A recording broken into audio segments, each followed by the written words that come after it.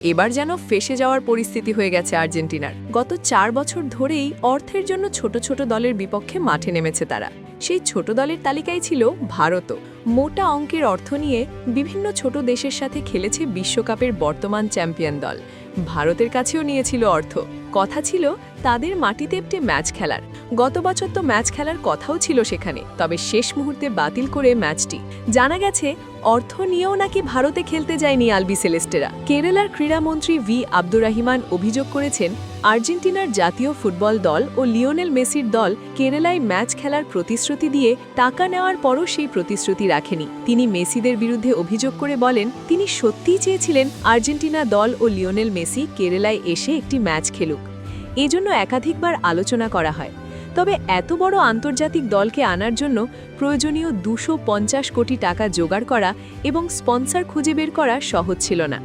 ক্রীড়ামন্ত্রী অভিযোগ করেছেন যে আর্থিক চুক্তি সম্পন্ন হওয়ার পরও আর্জেন্টিনা দল তাদের প্রতিশ্রুতি পালন করেনি। তিনি বলেন, টাকা পাওয়ার পর তারা আমাদের সঙ্গে প্রতারণা করেছে। আমরা কখনো ভাবিনি তারা এভাবে বিশ্বাসঘাতকতা করবে। কথা দেওয়া সত্ত্বেও তারা আসেনি। তবে এর চেয়েও চমকপ্রদ যে তথ্য তিনি শেয়ার করেছেন, সেটা শুনে আরও অবাক করা মনে হতেই পারে আর্জেন্টিনা সমর্থকদের জন্য।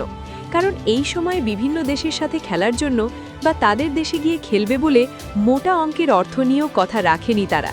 তাই তো ভারতের সাথে এমন কাজ করায় এখন ক্ষতিপূরণ চাইবে তারা। সেই ব্যাপারে বলেন, আমরা খোঁজ নিয়ে জেনেছি তারা আরও 5টি দেশের সঙ্গেও এমনটা করেছে। তারা টাকা নিয়েছে কিন্তু খেলতে যায়নি।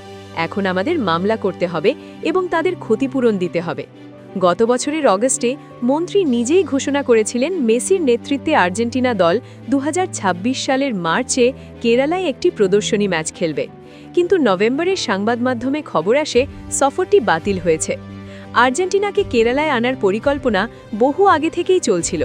এর আগে 2025 সালে একটি প্রীতি ম্যাচের জন্য কেরালা সরকার আর্জেন্টিনা ফুটবল অ্যাসোসিয়েশন এবং ফিফার সঙ্গে প্রাথমিক আলোচনা করেছিল। তবে সেই আলোচনা পরবর্তীতে এগোয়নি। আর্জেন্টিনা দল কেরালায় না গেলেও অধিনায়ক লিওনেল মেসি ভারত সফর করেছিলেন। গত ডিসেম্বরে তিনি কলকাতা, হায়দ্রাবাদ, মুম্বাই, দিল্লি ও গুজরাটে গোট ট্যুরে যান। কলকাতার সল্টলেকে অযত্নের কারণে দর্শকরা স্টেডিয়াম ভাঙচুর করেন। সব মিলিয়ে এখন বেশ বিপাকেই পড়তে যাচ্ছে আর্জেন্টিনা। সামনেই বিশ্বকাপ, অথচ এর আগেই ভারতের এমন অভিযোগ। যদিও আর্জেন্টিনার পক্ষ হতে কিছু জানানো হয়নি এখনো। তবে কি ভারত মিথ্যে অভিযোগ করেছে, নাকি এই কাণ্ড ঘটিয়েছে আর্জেন্টিনা?